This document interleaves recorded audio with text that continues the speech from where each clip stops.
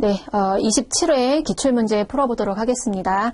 27회 1번 문제부터 보시면 고객과의 계약에서 생기는 수익에 제시된 용어의 정의인데 틀린 문장 골라보라고 하시네요.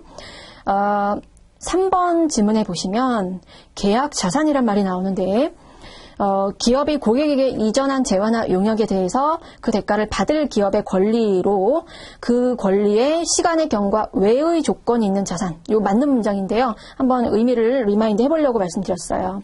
재화 이전은 했는데 그 다음에 재화를 이전해야만 받을 수 있는 권리. 즉 예를 들어서 계약을 했는데 100개의 재화를 팔기로 했어요. 근데 계약상 지금 1월 1일은 50개만 인도하고 6개월 있다가 또 50개 이전하기로 계약을 맺을 수 있잖아요. 그런 경우에 한번 지금 1월 1일 시점에서 반에 해당하는 50개의 재화를 인도를 했어요.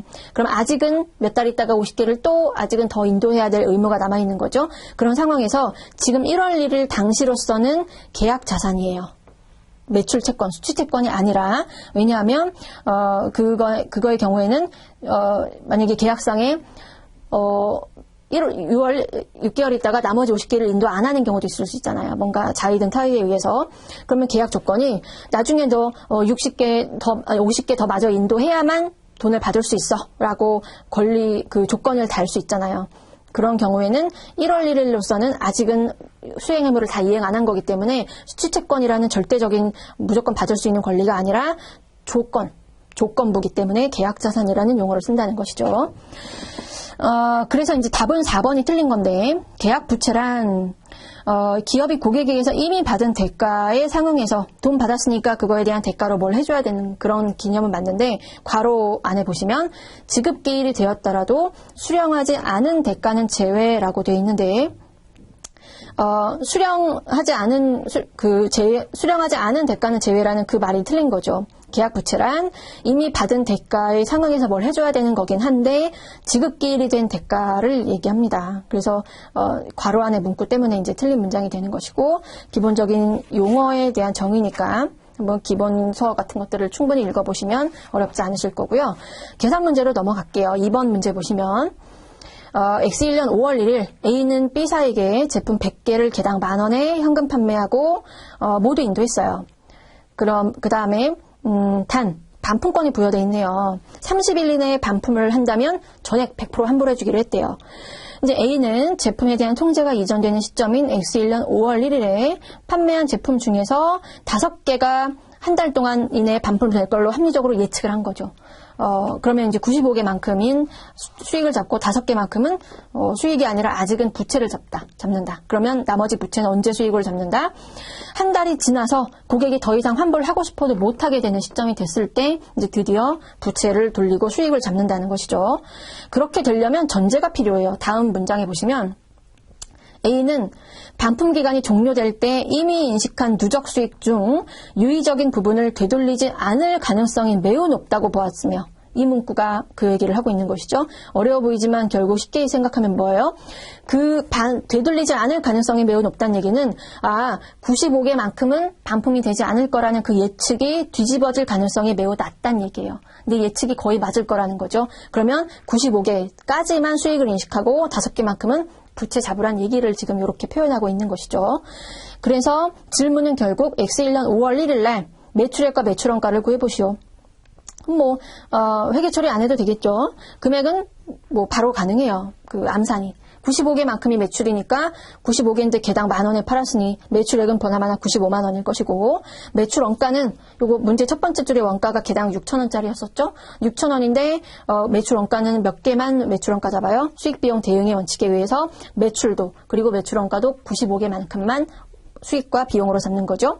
그러면 6,000원 곱하기 95개 하시면 57만 원이 매출 원가로 바로 계산이 되죠.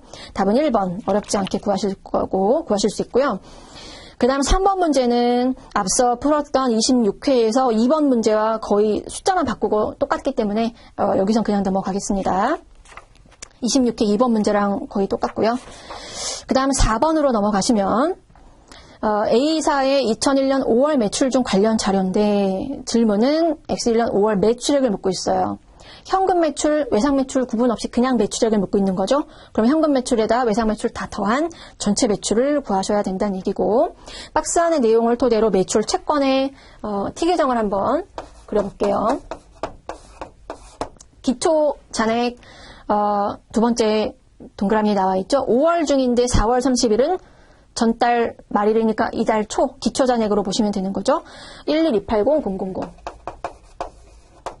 그 다음에 단기 플러스 또는 마이너스 사유가 있는데, 그리고 기말 잔액이 있겠죠.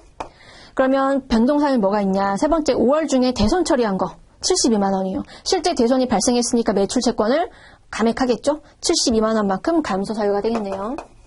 대손. 그 다음에 현금 회수한 것도 매출 채권 역시 감소 사유죠. 40, 800, 000. 그 다음에 기말 잔액은 10020000. 그러면 이 T 계정을 통해서 뭘 일단 구해내실 수 있냐? 외상 매출을 하실 수 있죠. X로 논다면 이 매출 채권이라는 거는 현금 거래가 아니라 외상 거래일 경우에 나오는 거기 때문에 여기서 말하는 X는 외상 매출만 해당이 되겠죠. 외상 매출 해당 금액을 통해서 계산해 보시면 이거 더하기 X 빼기 요거는 이거 계산하시면 나오겠죠. 그래서 외상 매출 구해봤더니 40260-000이 나옵니다. X값이. 그걸 2번으로 찍으시면 안 되죠. 문제는 외상 매출 물어본 게 아니라 그냥 매출액이에요. 그러면 박스 첫 번째 줄에 나오는 현금 매출 930만 원까지 더해야 전체 매출액이 나오겠죠. 그래서 답은 4번이 됩니다. 문제에서 현금 매출, 외상 매출 물어봤다면 그냥 2번을 구하시면 되겠죠. 문제를 잘 읽으시고, 그 다음 5번 문제 보시면, X1년 초에 제품을 3년 경과 후인 X4년도에 이전하는 계약을 지금 미리 체결하고 돈은 미리 받은 거예요. 1억 원만큼. 물건은 3년 후에 주는 것이고요. 그러면 해당 계약에는 유의적인 금융 요소가 있는 것으로 판단된다. 결국 현재가치 할인하시라는 얘기고, 4% 주어졌고요. 질문은 X3년도 말과 계약 부채 잔액과 X4년도 매출액을 얼마인가. 이 문제는 원리를 가만히 생각해 보시면 굳이 현재가치 계속 계산기 두들기지 않아도 답을 바로 구하실 수 있어요. 1초 만에, 2, 3초 만에.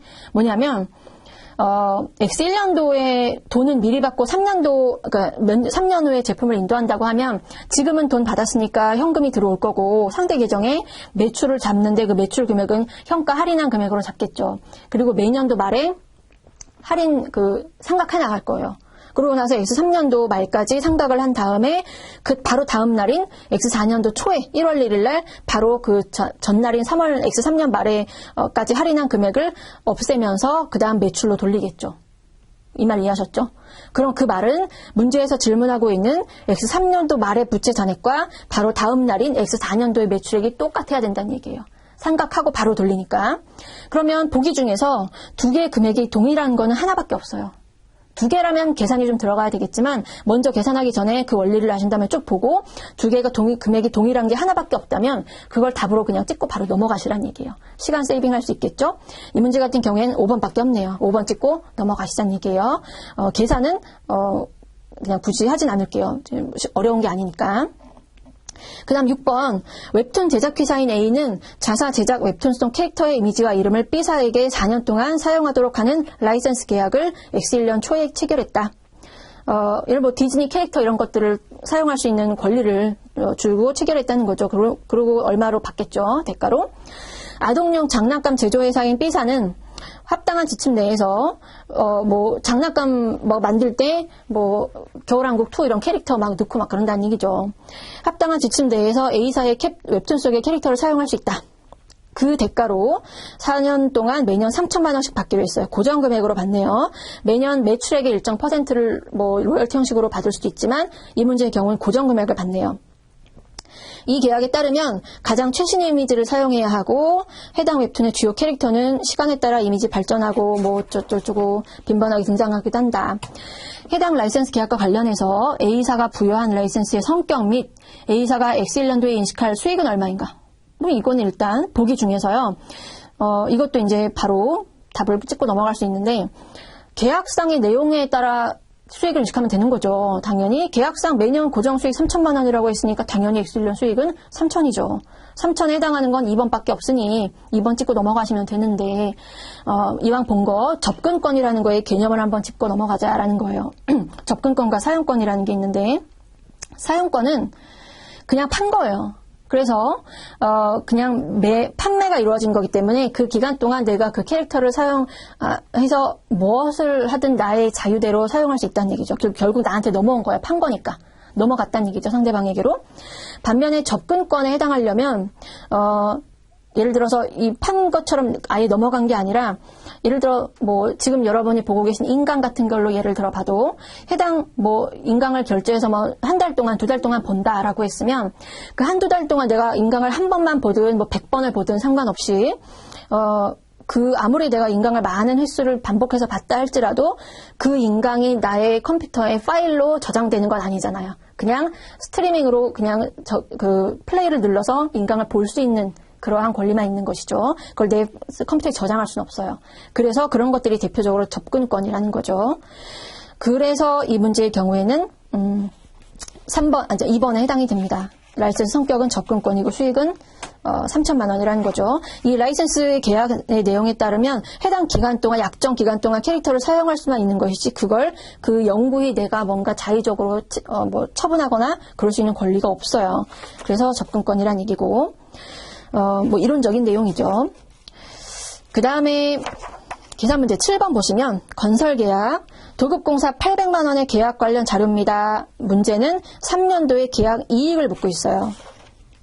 이것도 26회에서 풀어봤던 문제랑 거의 유사하죠. 항상 진행률 산정하실 때 손실나는 계약인지 아니면 이익나는 공사인지를 염두에 두시면서 진행률을 산정하라 말씀드렸고 이 800만 원인데 표에 한번 볼게요. 실제 계산 안 해볼 건데 그것만 간단히 보실게요. X1년도에 누적 발생 원가가 200이고요. 더 들어갈 걸로 예상되는 추가 원가가 300이니까 전체 500만 원의 총 원가가 예상이 되죠.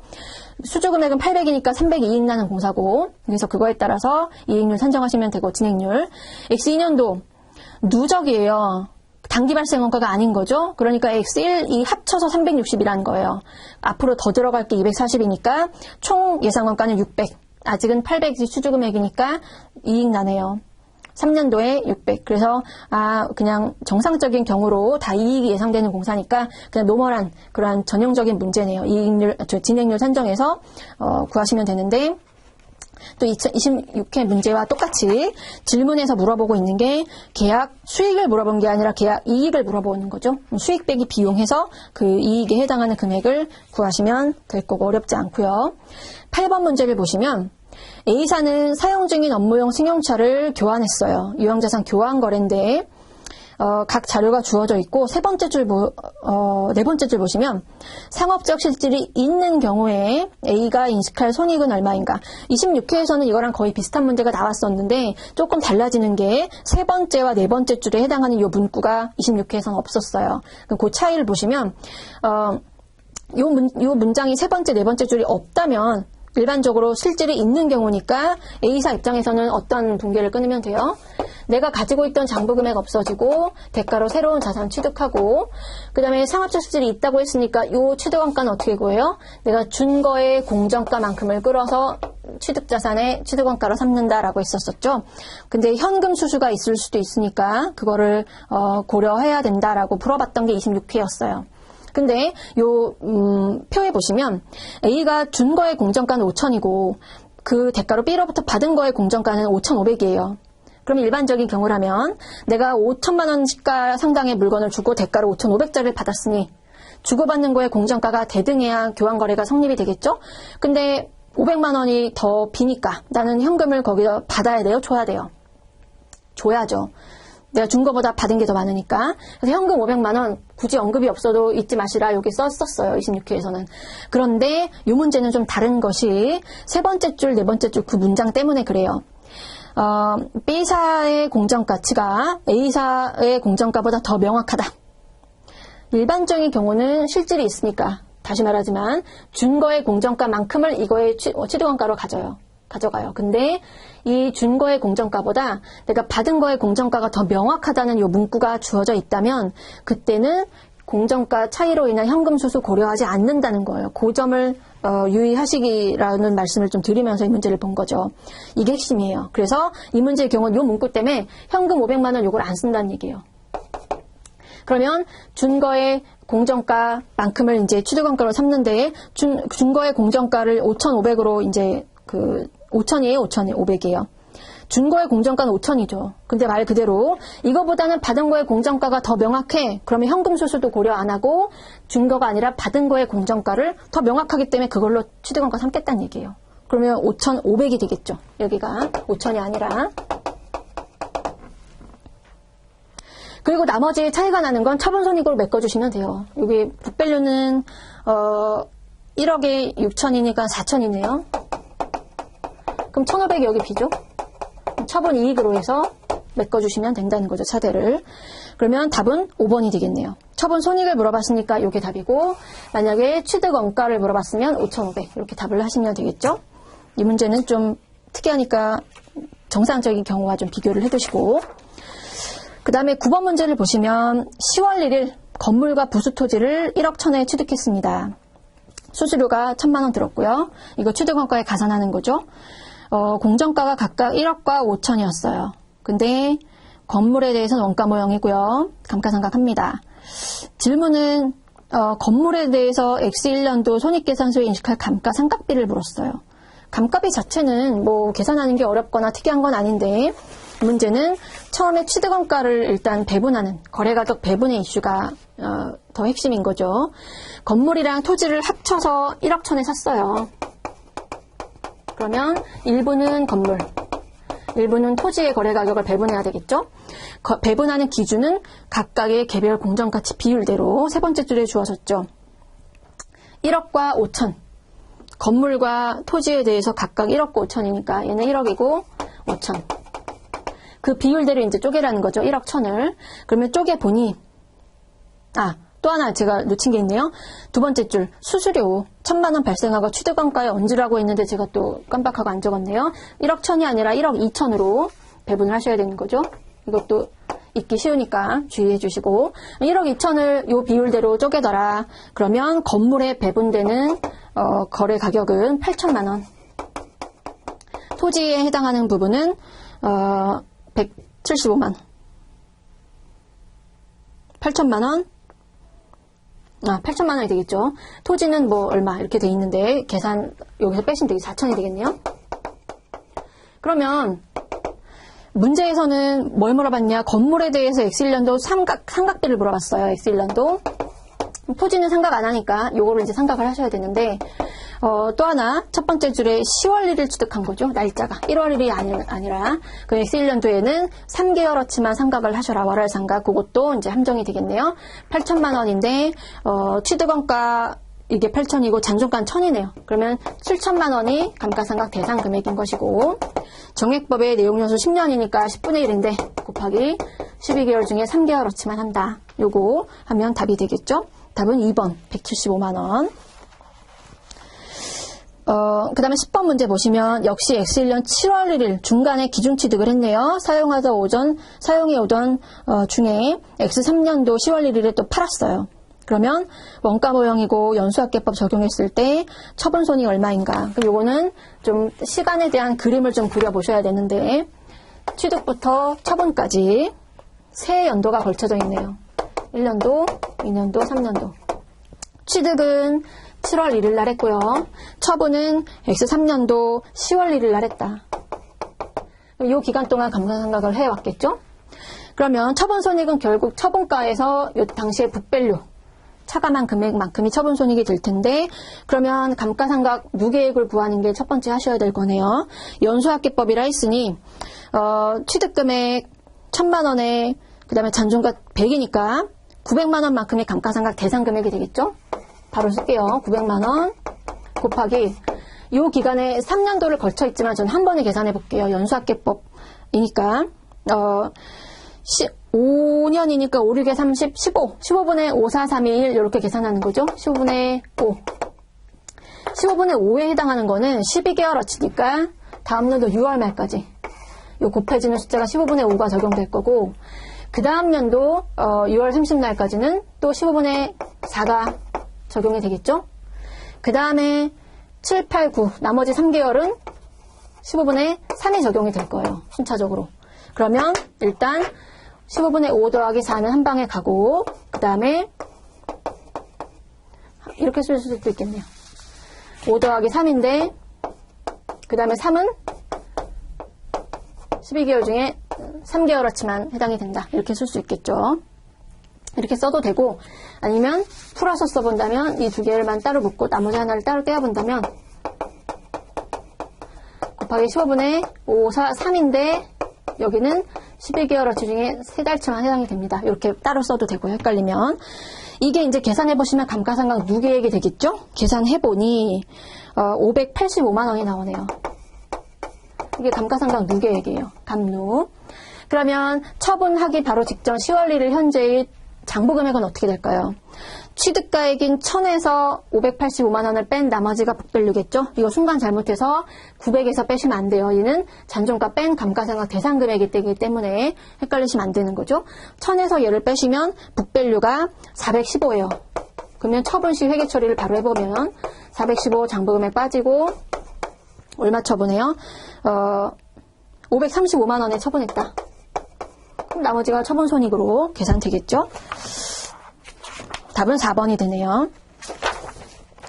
11번 토지 매입해서 재평가 모형을 적용합니다. 공정가치가 X1, X2년도 말에 주어져 있고 자산 손상은 아니래요. 그럼 손상은 아니고 그냥 재평가만 하라는 얘기죠. 그랬을 때 질문은 X2년도의 당기순이익과 포괄손익 미치는 영향. 유형자산 재평가했을 때 우리가 뭘 떠올리시면 되죠? 오르면 자본, 떨어지면 비용, 반대께 있다면 그것부터 상계. 그 원칙을 바로 적용하시면 되는데 토지니까 다행히 비상각자산이네요. 감가상각 고려할 일 없으니까 더 간단하네요. 초에 1억 원부터 시작을 하고 그 다음에 감가상각 밑으로 빼는데 감가상각 안 하니까 바로 옆으로 빼시면 되죠. 기말에 1억 2천 X1년 말 X2년 말에는 공정가치가 9,500이래요. 그럼 뭐 바로 나오죠? 처음부터 올랐죠? 오르면 자본 2천 OCI 자본이라고 쓸게요.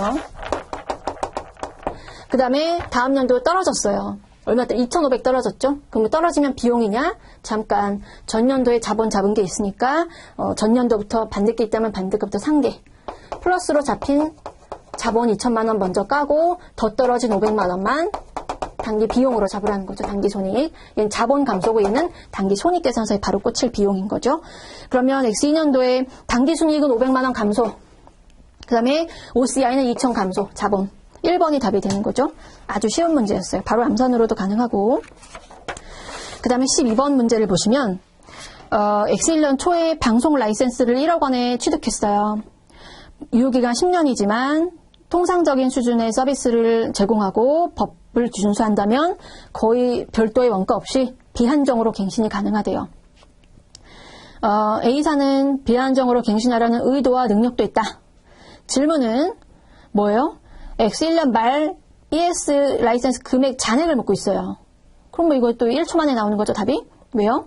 이건 무형자산이잖아요. 방송 라이센스라는 무형자산인데 무형자산 상각할 때 세 번째 줄처럼 내용연수가 비한정인 무형자산은 상각 안 하는 거죠.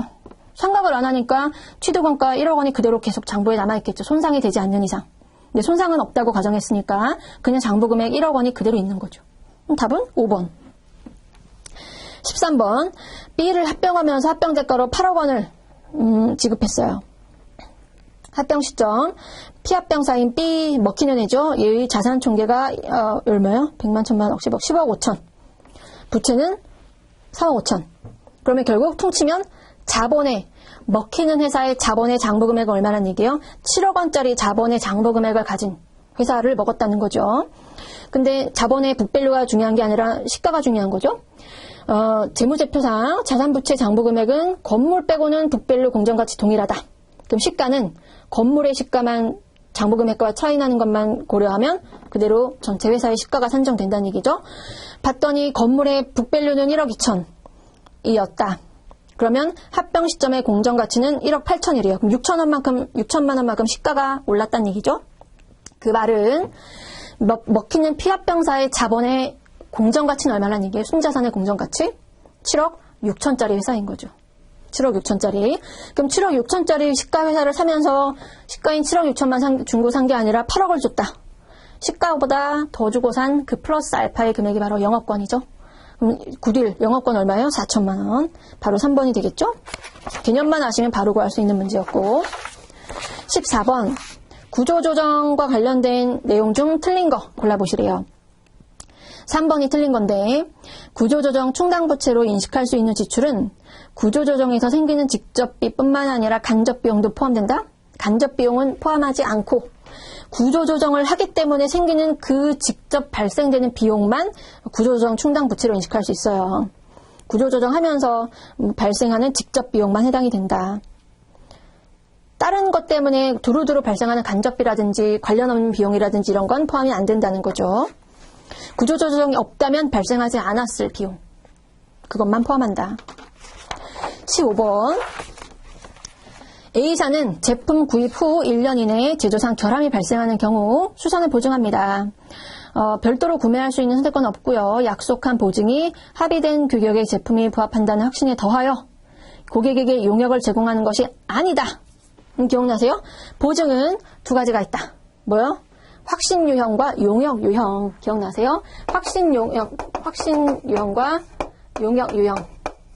확신용역은 말 그대로 이 문제에 나와 있는 대로 제품이 규격에 부합한다는 확신만 주는 것이지 별도로 별도로 공짜로 뭘 추가로 해주진 않아요. 예를 들어서 1년 무상 수리 보증라고 했으면 그 1년 동안 수리해주는 거, 그것만 해당된다는 거죠. 용역은 플러스 알파로 뭐 해주는 게 있는 거예요. 돈 받고 해주는 거. 예를 들어서 1년 무상 수리 보증, 그거에 자체에 해당하는 건 확신유형이고, 그 다음에 거기다가 추가로 만약에 제품값 플러스 뭐 10만 원을 더 내면 추가로 2년 수리 보증 해주려요. 그러면 그 추가 수리 보증, 그게 이제 유형의 보증이 된다는 것이죠. 차이점은 뭐냐? 확신유형은 확신만 하는 거지 뭐 추가로 더 해주는 게 없기 때문에 수행 의무는 없어요. 우리 회사가 뭔가 추가로 해줘야 될 건 없다는 거죠. 얘는 수행 의무예요. 추가 2년 수리 보증 해주기로 했잖아요. 그거에 대한 대응하는 대가도 받았고, 그렇기 때문에 수행 의무에 해당이 된다. 그러면 수행 의무이고 아니고가 무슨 차이가 있냐? 그 차이는 바로 물건을 이제 팔고 용역을 하면서 뭔가 대가를 받았겠죠? 그 대가에 대한 거래 가격을 배분하냐 안 하냐의 문제인 거예요. 수행 의무가 아니면 거래 가격 배분 안 하죠. 얘는 거래 가격 배분한다는 얘기예요. 컴퓨터 팔고 수리 보증이 있는데 그 컴퓨터를 뭐 200만 원에 팔았다. 그럼 200만 원의 거래 가격을 용역 유형의 경우에는 여기에다가 일부 매출을 배분해서 인식한다는 얘기죠. 근데 이 문제의 경우는 그런 고객에게 용역 제공하는 것이 아니래요. 그러면 확신유형이란 얘기죠. 그러면 수행 의무가 아니니까 거래가격 배분할 필요 없이 그냥 충당 부채만 잡으면 돼요. 이 문제의 경우는 그것만 이제 이론적으로 참고로 말씀드렸고, 이 문제에 대한 답은 상당히 심플해요. 충당부채 얼마냐? 그러면 기대값 계산하는 거랑 똑같이 푸시면 되는 거죠. 각각의 상황에 따라서 확률과 그 확률에 따른 각각의 비용을 곱해서 다 더하시면 되는 거죠. 결함이 발생하지 않을 때 시운선 비용 빵 곱하기 80%. 그럼 5천이 빵이죠. 그 다음에 15% 곱하기 5천 더하기 5% 곱하기 1억 2천 더하면 답은 바로 3번으로 쉽게 구하실 수 있습니다. 그 이면에 이제 깔려져 있는 그 이론적인 내용이 이제 이런 것들도 같이 챙겨서 보시면 되고요. 그 다음에 16번 리스에 대한 설명인데 틀린 거 골라보시래요. 2번이 쉽게 구하실 수 있죠. 리스 제공자는 개시일의 금융리스에 따라 보유하는 자산을 재무상태표에 인식하고 그 자산을 리스 총투자가 아니라 순투자와 동일한 금액으로 인식하는 거죠. 순투자. 그 다음에 17번 계산 문제. 이 문제는 앞에 26회에서 풀어보신 문제랑 또 똑같아요. 그래서 17번, 26회 17번과 유사하니까 그거를 이제 참고하시면 되는데, 질문은 조금 달라요. 이 문제 자체는 거의 똑같은데 문제에서 물어보고 있는 포인트가 조금 달라서 질문은 네 번째 줄 보시면 X1년 말 BS에 인식할 사용권 자산과 리스 부채 금액을 묻고 있다. 그럼 뭐 한번 계산해 볼까요? 문제 보시면 일단 리스료에 대한 조건, 리스에 대한 조건이 리스료 할인 금액을 구하셔야죠. 매년 고정 리스료 100만 원씩 지급을 하고, 그 다음에 세 번째 줄 보시면 리스 기간 종료 시에 50만 원에 매수할 수 있는 선택권이 있죠.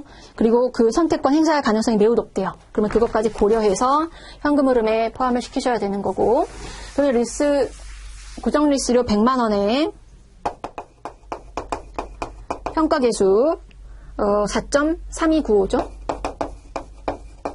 더하기 50만 원 그 매수 선택권이요. 이건 그냥 단일 현금 평가 계수죠. 0.7835 계산해 보시면 4721250 요만큼의 금액이 계산이 되실 거예요. 그러면 X1년 초에 분기를 끊어보면 사용권 자산 요 금액 계산하신 거죠. 요 금액 인식하시고, 그 다음에 상대 계정으로 당연히 리스 부채를 기록하겠죠. 역시 이 금액만큼 자산과 부채를 잡으시면 되고, 그 다음에 X1년 말에 해야 되는 기말 분기를 보시면 일단 상각해야 되네요. 이 부채에 대한 상각, 이자 비용 잡고 그만큼 리스 부채 옆해주고, 금액은 이 금액에다가 곱하기 할인율 5% 곱하시면 되죠. 문제에서 리스 적용될 이자율 구했으니까. 문제는 현금 고정 리스료 첫 번째 지급일이잖아요. 네, 잘못됐네요. 첫 번째 리스료 나가죠? 얼마? 고정 리스료 100만 원. 요 100만 원인데 여기에는 두 가지 성격이 녹아있더라. 일부는 이자 비용, 일부는 부채 상환, 원금 상환. 이자 비용은 아까 요 금액에 5% 때린 거죠. 그 금액이 236063. 100에서 요거 빼면 나머지는 원금 상환한 거죠. 빼보시면 763937 이렇게 계산이 돼요. 이게 끝이 아니라 기말에는 한 가지 분계가 더 있죠. 요 자산자본거에 대한 상각이 들어가더라. 그러면 상각은 얼마죠? 요게 이제 취득원가니까 4717550이 상각이니까 내용연수 중요하다 말씀을 드렸어요. 아까 26회 문제에서도 똑같죠? 리스 기간은 5년인데 내용연수, 자산의 내용연수는 6년이에요. 그러면 몇 년 동안 상각한다? 종료 시에 매수 선택권 행사할 가능성이 확실하다고 했으니까 어차피 리스 끝나도 나는 계속 쓸 거죠. 사서 내 걸로. 그러니까 5년이 아닌 6년으로 상각하시면 되는 거죠. 잔존가 빵이라고 했으니 요거를 6분의 1로 하시면 상각비가 계산이 되죠. 감값이 감류 해서 계산하니까 786875 똑같은 금액만큼 기록을 하더라. 그러면 답은 다 구했네요. 기말 자산과 부채를 묻고 있어요. 기말 자산은 얼마? 요거 잡았다가 상각해서 빠지죠.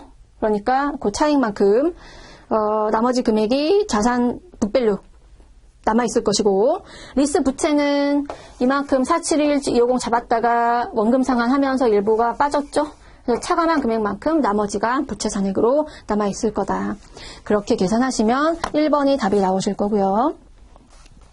그 다음에 18번 얘는 26회에서는 우리가 판매 후 리스를 보셨어요. 팔았다가 다시 리스에서 쓰는 거. 근데 이 18번은 판매형 리스예요. 제조사가 판매의 형태로 리스해 주는 거죠. 말 그대로.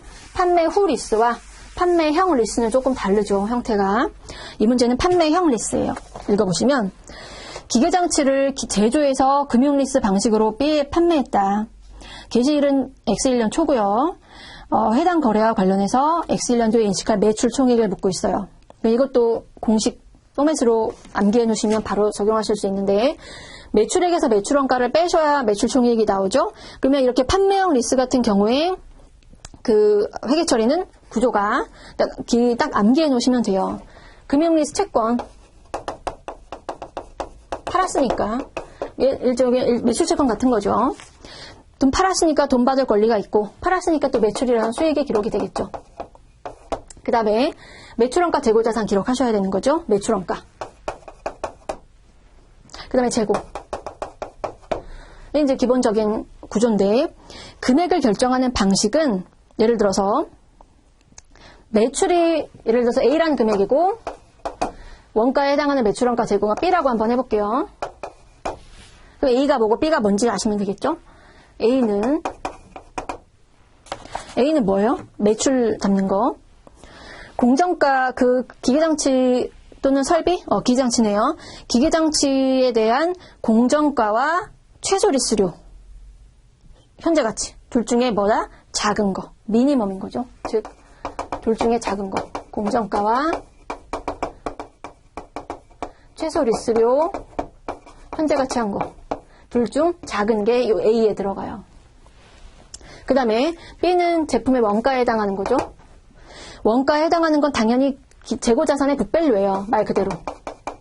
그런데 하나 여기서 또 추가하셔야 될 게 뭐냐면 최소 리스료의 성격을 아시면 답이 된다고 말씀드렸는데 최소 리스료에는 뭐가 들어가요? 매년 지급하는 고정 리스료에다가 리스기간 종료 시에 보증 잔존가 해당하는 것만 들어가는 것이지 무보증 포함 안 되는 거죠. 보증 잔존가에 해당하는 건 현재 가치만 들어가요.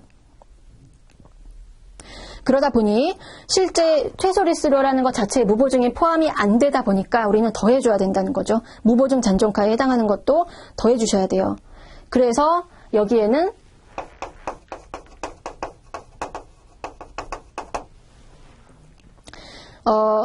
포함이 안 돼 있기 때문에 인위적으로 무보증을 포함시켜주고 여기도 마찬가지로 수익비용 대응의 원칙이 돼야 되겠는 거기 때문에 여기도 무보증에 잔존가는 추가로 플러스 시키자. 왜냐면 이거 자체에 포함이 안 돼 있기 때문에 추가로 더해줘야 된다는 것이죠. 이것만 아시면 암기하면 바로 돼요. 수익비용 대응의 원칙을 통해서 무보증을 아니다. 여기 제가 따로 말씀드렸죠. 여기는 포함이 안 돼 있기 때문에 여기다 포함을 시키는 것이고 계산을 해볼게요. 숫자를 이제 넣어보시면 A는 공정가와 최소 리스료 둘 중에 작은 거다. 공정가는 바로 다음에 나와 있네요. 첫 번째 줄 박스에 나와 있죠. 550만원. 550만원. 이거는 이제 계산을 하셔야 되는데 고정 리스료가 매년 말 200만원씩 지급을 한다. 그러면 이제 현재 가치 할인 계산을 하셔야 되겠네요. 200만원 곱하기 그 다음에 연금의 현가계수 문제에서 주어진 2.49 더하기 그 다음에 매수 선택권 있죠? 보증. 위에서 5번째 동그라미를 보시면 박스 안에 리스기간 종료 시 추정 잔존 가치가 있어요. 근데 60만원인데 괄호 안에 보시면 전액 리스 이용자가 보증하는 거래요. 전액 보증. 무보증 없다는 얘기죠. 그래서 이 문제의 경우는 무보증을 가감하는 방법이 필요가 없는데 무보증은 어차피 없으니까. 그래서 전액이 다 보증이래요. 그러면 이 60만원에 대해서도 현재 가치를 하셔야 되겠죠. 60만원. 무보증은 여기서 해당사가 없으니까 할 필요가 없겠네요. 어차피 제로니까. 곱하기 단일 현가계수. 현가계수는 0.75. 요 계산하시게 되면 결과가 543만원이 나오네요. 요거와 공정가 둘 중 작은 거니까 요 금액이 선택이 되겠죠? 요게 A예요. 여기다 쓰시면 된다는 거죠. 똑같은 거 여기도 쓰면 되고 그 다음에 B는 재고자산이니까 두 번째 동그라미에 400만원 재고자산의 북밸류 그대로 쓰시면 되는 거죠. 400만원.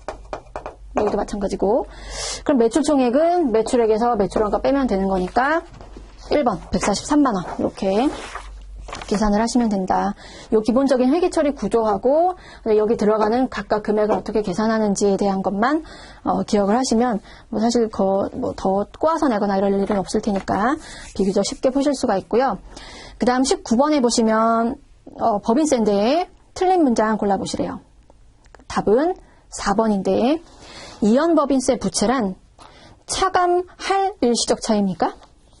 차감할 일시적 차이는 미래의 과세소득을 줄여준다는 얘기니까 그만큼 세금을 덜 내게 되는 거니까 이연법인세 자산이죠.